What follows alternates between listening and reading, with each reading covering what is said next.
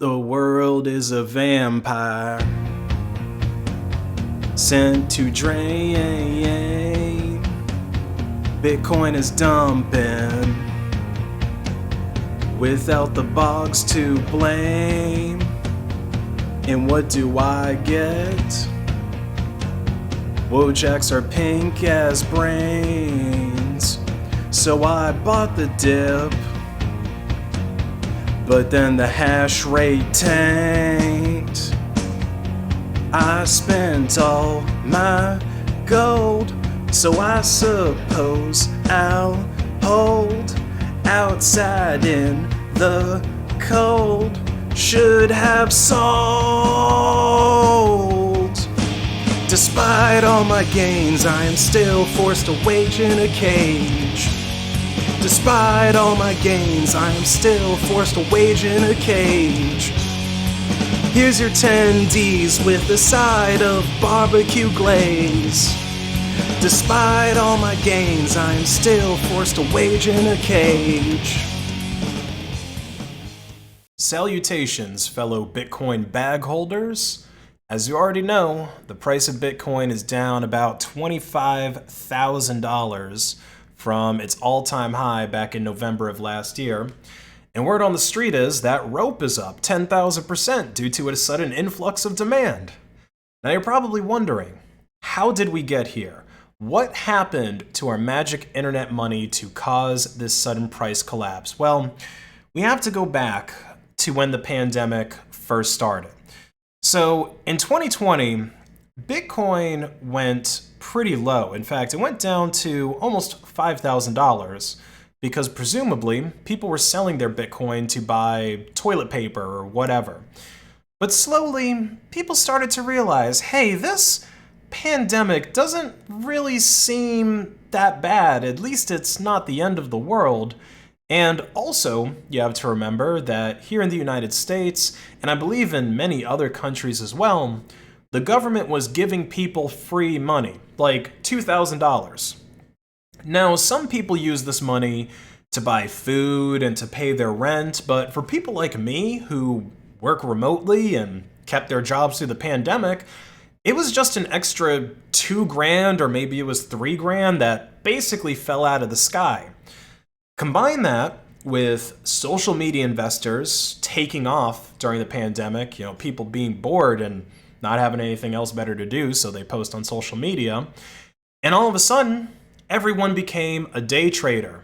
Some people bought stocks, some people bought gold, but a lot of people bought crypto. All of a sudden, not only had everybody heard of Bitcoin, but also a lot of people actually owned it, or some of them think that they owned it. Some people bought it on Robinhood where you don't actually get access to the wallet seed phrase, so you don't really own the Bitcoin, but that's a whole other can of beans. I've always said that the vast majority of people that are invested in crypto these days really have no clue how it works. So, as you can see, things got very bullish towards the end of 2020 going into the new year of 2021, and most other cryptos follow, which again goes to show you how little people know, because things like Bitcoin, Ethereum, Monero, they're all very different. One really shouldn't affect the price of the other that much, but this is what it looks like when people use crypto more for speculating instead of just a currency. Then we go into 2020. So this was or 2021 rather. This was a very turbulent year for Bitcoin. And I think one of the main factors for this was people discovering Bitcoin's dirty little secret. So last summer, there were headlines like this all over stating that the Bitcoin network uses more electricity than some countries in Europe and South America. And the majority of this electricity is coming from coal power plants because until a few months ago, China was one of the primary Bitcoin mining countries. Most of the network's hash rate was within China's borders. And that was true for most proof-of-work coins because China's electricity is so cheap, partially due to the fact that it's produced with coal, which is just a cheap way to make power, and also they tend to have very little environmental regulations, especially compared to countries in Europe or the United States. I actually made a video about that, clarifying Bitcoin being dirty and clarifying why it's using so much electricity and why it's so bad for the environment, but most people don't realize that clarification. They just see, oh, Bitcoin use electricity, bad, so therefore Bitcoin bad. And then of course you had Elon tweeting about Bitcoin, and then he switched to DOGE because it's more environmentally friendly, even though DOGE is a shitcoin. And being green is one of the gimmicks that I guess gets people buying Tesla. I mean, it makes sense. They sell electric cars after all, which at least have the illusion of being good for the environment. In reality, it's a little bit more complicated than that, but we won't get into how good or bad electric cars are for the environment in this video. So yeah, people started realizing last year that Bitcoin mining used up more power than mid-sized countries, or some mid-sized countries. And so that got the hardcore environmentalists starting to rally against it. And eventually, this news made its way into Xi Jinping's ears. And he decided to not just ban Bitcoin, but ban all cryptocurrencies from China. Now, personally, I really doubt that he did this for pure environmentalist reasons.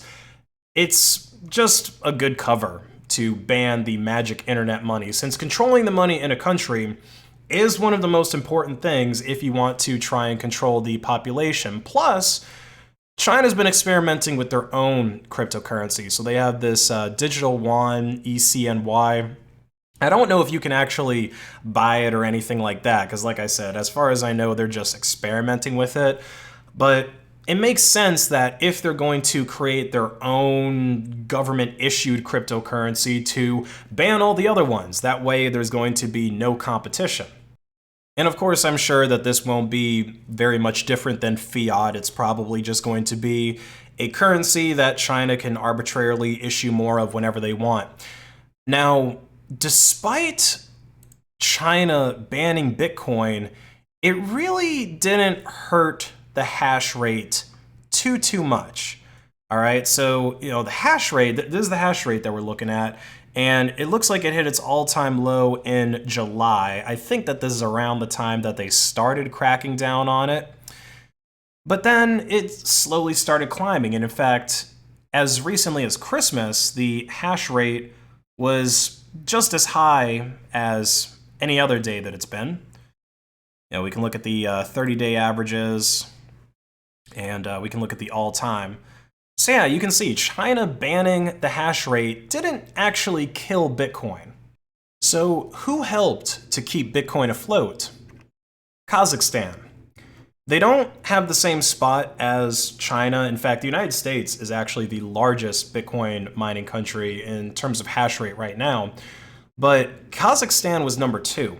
And that's a really big deal because crypto mining actually makes up a significant portion of their GDP. Well, their government recently raised the prices of fuel, which in turn raised the prices of electricity.